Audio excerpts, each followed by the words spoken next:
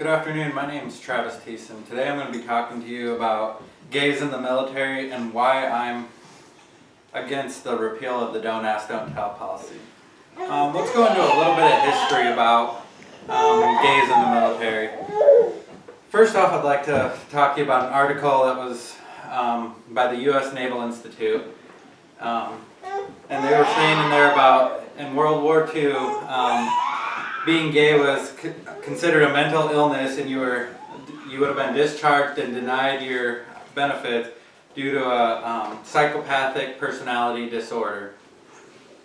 Now, with that policy being very outdated and behind times, in 1993, President Clinton put into effect the Don't Ask, Don't Tell policy, which basically continued a ban on gay service members, but it also put that you wouldn't be investigated, and as long as you didn't bring it up, they weren't going to bring it up, and that stood until 2010. Senate voted to repeal that, and in 2011 that went into effect, and you could be an openly gay member in the U.S. military. You know, I feel like with my experience in the Marine Corps and stuff like that, that the Don't Ask, Don't Tell policy was a very good thing. And while it was always, you know, I guess it's never a good thing that people don't know everything about everybody. In this situation, I believe that, you know, what somebody didn't know didn't really hurt somebody. And I'd just like to show you a picture here. This is an open squad bay. And at any given time, there can be 80 to 100 service members sharing basically these living quarters. All it is a bunch of bunk beds set up. You share the same showers, bathrooms. The bathrooms don't have any doors. It's wide open living. And with this, while there'd only be one or two senior people, authority figures, like over all these 80 to 100 people, what would happen sometimes would be called a blanket party.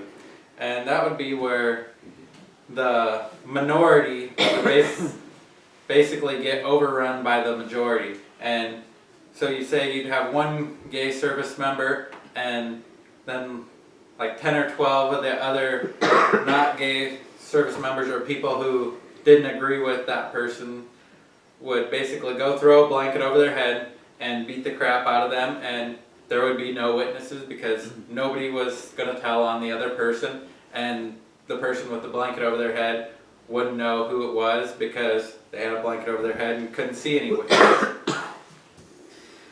And then that brings me into, it's not just in an open squad bay that there's issues.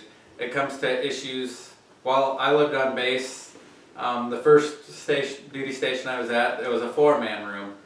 Well, with that 4-man room, there was only one bathroom between our 4-man room and the next 4-man room. And so if there would have been one gay service member and 3 straight service members, that also could have caused an issue.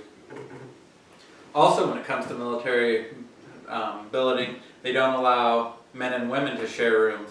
So I also don't believe that they should have any sexually compatible partners sharing rooms, because it leads to issues like harassment charges and sexual harassment charges, and then just plain abuse charges.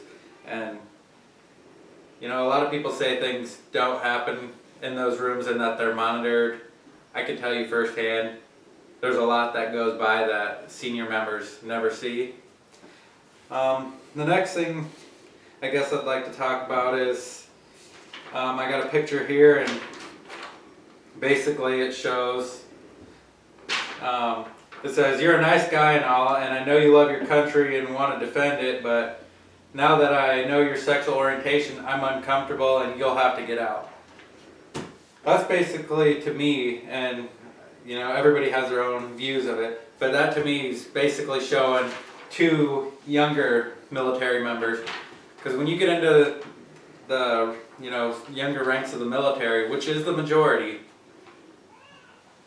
they're going to go by what their morals and religious beliefs were, and for you to tell them that, hey, everything's just going to be, that this is how it's going to be, well, that doesn't fly with them. And there's a lot of stuff that happens down there that, in those ranks, that the senior members never hear about. And then, you know, as I was doing my research for this, I started reading a lot of statistics about this, and it was saying how it was just a good thing that they repealed it, and it's had nothing but positive outcomes. And I would like to know who they got these statistics from, because I know when we were doing statistics that statistics are something that can be fudged whichever way you want it to go. If they asked just commanding officers and senior officials, I'm sure they didn't get the results they wanted. But if they went and asked every person involved, you know, because the funny thing about the military is you think, you know, the higher up you get, the more honest you'd be. And it's really not. The higher up you get, the more you care about what the people above you think. If you want to get a real opinion, you ask the junior people. And, you know, I served for about 7 years, and these people, you know, I had a lot of younger 18, 19, and 20-year-olds. And to try to change their minds on anything, I will tell you firsthand, it's impossible. And I'll tell you firsthand because I was the same way. At 18, 19, 20, even up to 24, 25 years old. You know, you couldn't change my mind. What I thought was what I thought, and, you know, it's going to take a lot of these people a lot more time than just to say, hey, this rule's out and people can be openly gay and accept it. And it's kind of a sad deal because I think this was a safer way for them. While I was in, it was before that was repealed, and there were a few gay members in our unit, and, you know, nobody really said or did anything to them to harass it, but they didn't go around and flaunt it to a bunch of people either. And I think that's going to be another one of the problems, is the more they go and try to express themselves because they have this new right, the more backlash it's going to have. And these all aren't just my personal thoughts. Tony Perkins of Family Research Council stated that, you know, if it goes against their religious, it violates basically their religious liberty. If they don't believe in this religiously, then, you know, they're gonna disapprove and maybe not fight as hard for the guy, you know, that a straight member might not fight as hard for a gay member, and vice versa.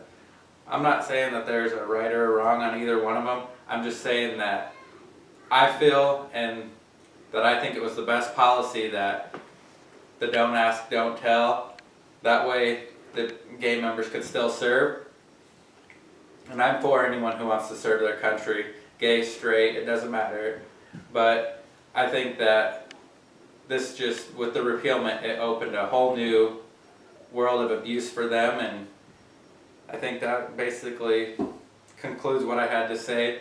And with the Marine Corps motto being God, Country, and Corps, depending on your religious beliefs, God may not see it this way, and, you know, how can you follow your military motto if, you know, you have the number one thing in your military motto being, you know, disregarded. And that concludes my speech. Thank you very much.